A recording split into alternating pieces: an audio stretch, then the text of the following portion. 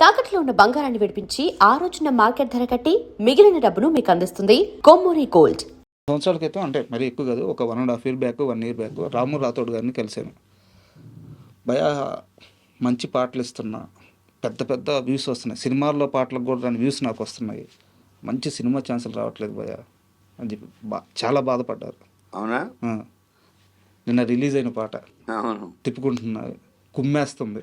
తనే మాట్లాడుతున్నాడు ఇప్పుడు నాతో బయట. తనే ఫోన్, సార్ అసలు ఊహించలేదండి. ఎంత హ్యాపీగా ఉన్నారంటే వాళ్ళ ఫ్యాన్స్. మీరు ఆ పాట ఓపెన్ చేస్తే కింద కామెంట్ సెక్షన్కి వెళ్తే మీరు చూడండి, రాము రాథోడ్ గారిని ఎంతమంది అభినందిస్తున్నారో, మీకు ఎంతమంది థ్యాంక్స్ చెప్తున్నారు.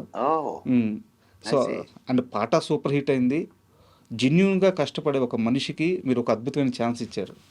ఎలా కలిశారు రాము రాథోడ్ గారిని మీరు? రాము రాథోడ్ని అసలు నేను కలవలేదు సార్. ఇప్పటిదాకా కలవలేదు, అంటే ఇప్పుడైనా ఈ సాంగ్ ముందు వరకు. సార్, ఈ సినిమా ఏంటంటే సాంగ్, ఇది ఫోక్ సాంగ్స్.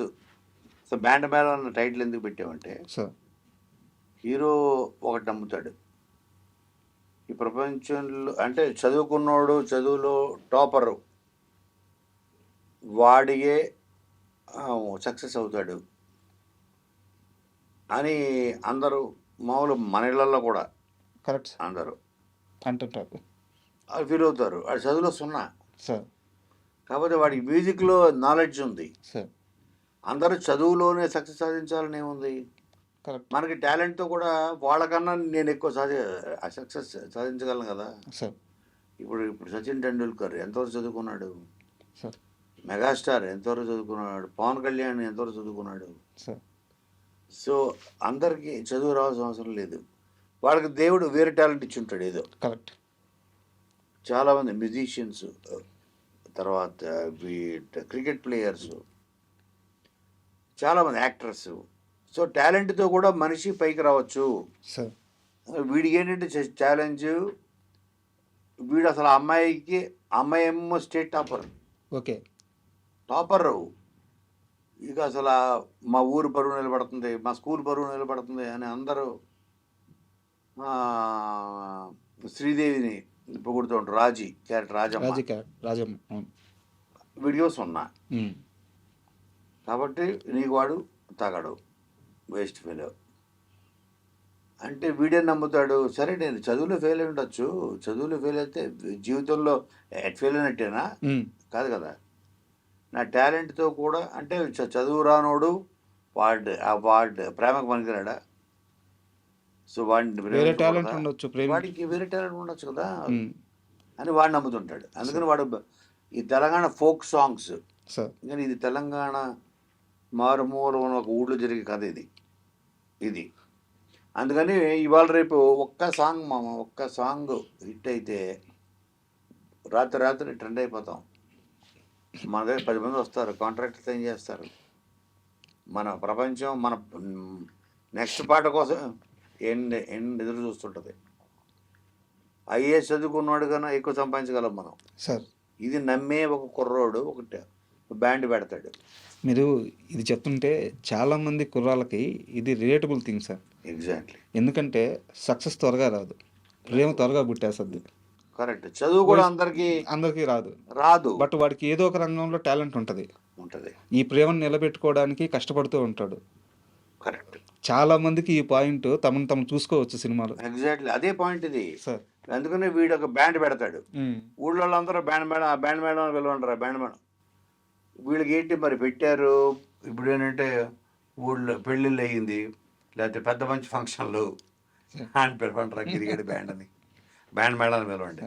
బ్యాండ్ మేడం వీడేమంటారు, కొట్టిన పాటలు కొట్టేవాడిని బ్యాండ్ మేడం అంటారు, కొత్త పాటలు కొట్టేవాడిని బ్యాండ్ అంటారు. మాది బ్యాండ్ మేళం కాదు. ఊళ్ళో అందరూ బ్యాండ్ మేళం, ఆ బ్యాండ్ మేళం అని అంటే వీడికి ఇది అనమాట.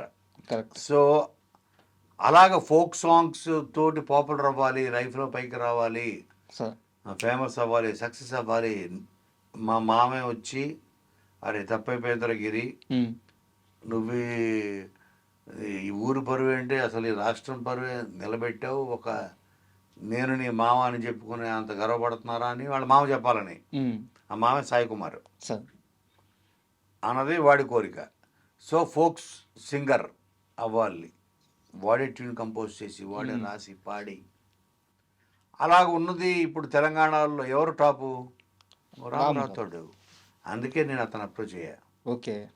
అందుకే అప్రోచ్ అయ్యా.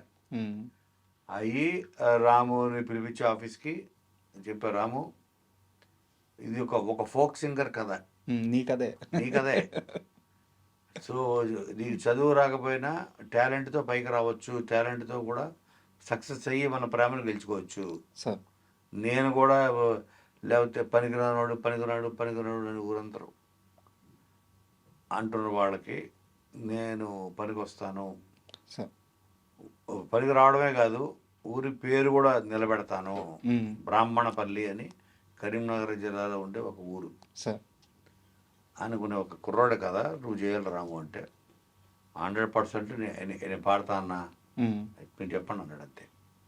అప్పుడు చంద్రబోస్ని పిలిచా. చంద్రబోస్ రాశాడు ఆ పాట. అలాగా చక ఆ సాంగ్ వెళ్తాయి. Super sir. అంటే రాజమ్మ క్యారెక్టర్లో తను ఆ చిన్న చిన్న తిట్లు తిడుతుంటే చాలా క్యూట్గా అనిపిస్తుంది. అవును. అంటే డబ్బింగ్ విషయంలో చాలా కేర్ తీసుకున్నట్టున్నారు. బాగా. అంటే అమ్మాయికి ఉంది ఆ ప్యాషన్ సార్. భయంకరం.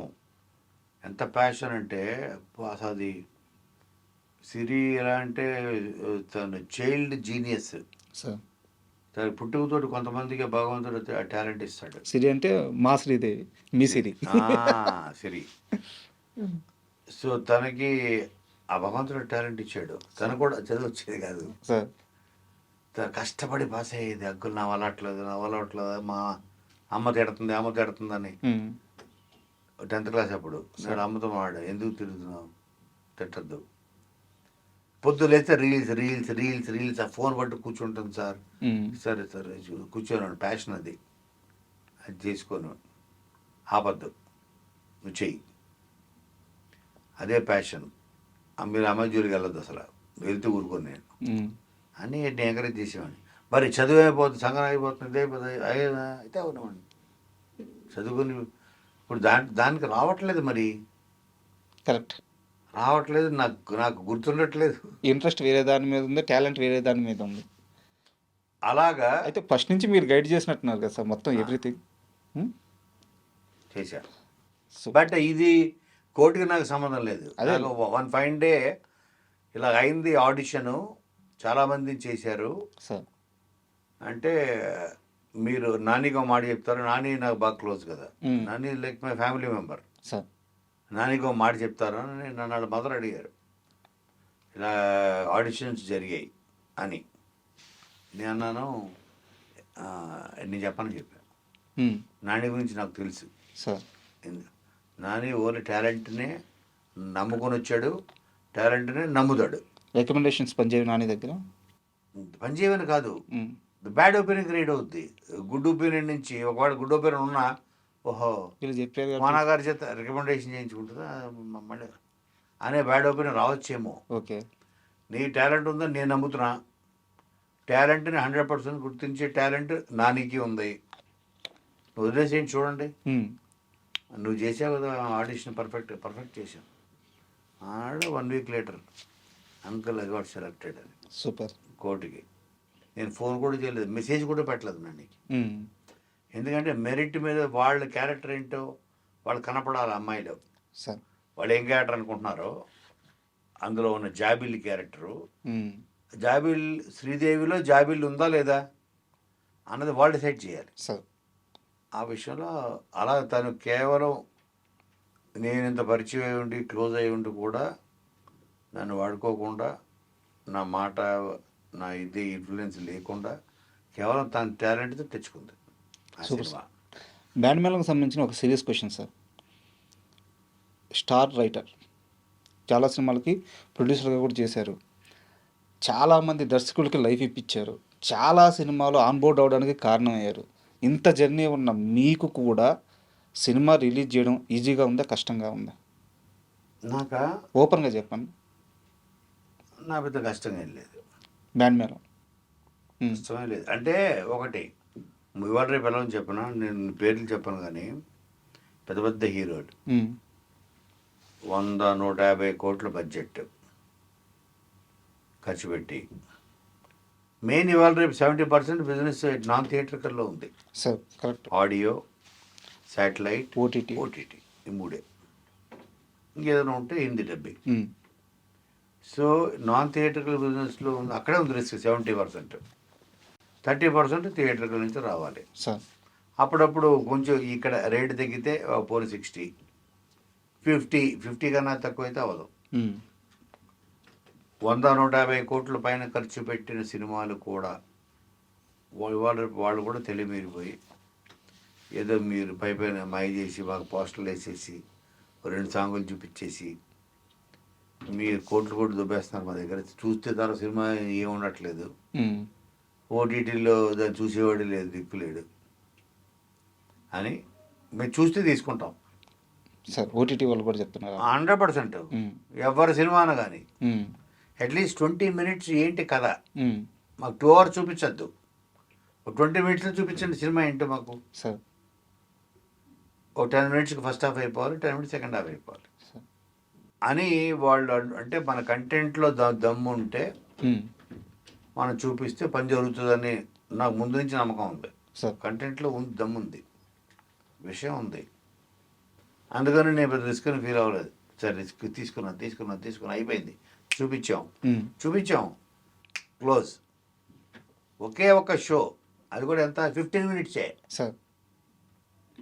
నాకు అగ్రిమెంట్ ఇక్కడ సైన్ చేసి మీరు చేస్తారా చేయరా, చేస్తే వెళ్తాం బయటికి.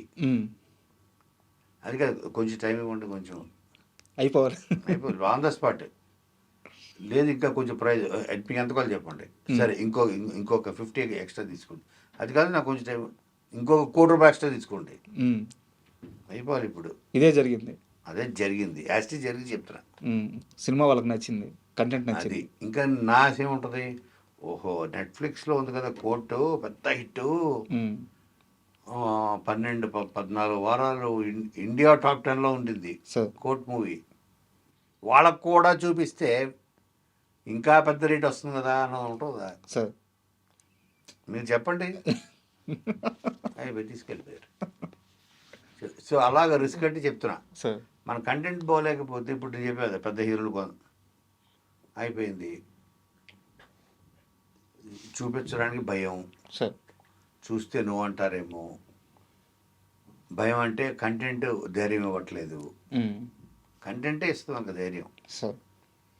మన కంటెంట్ మీద మనకు నమ్మకం ఉంటే మనం రిస్క్ చేస్తాం.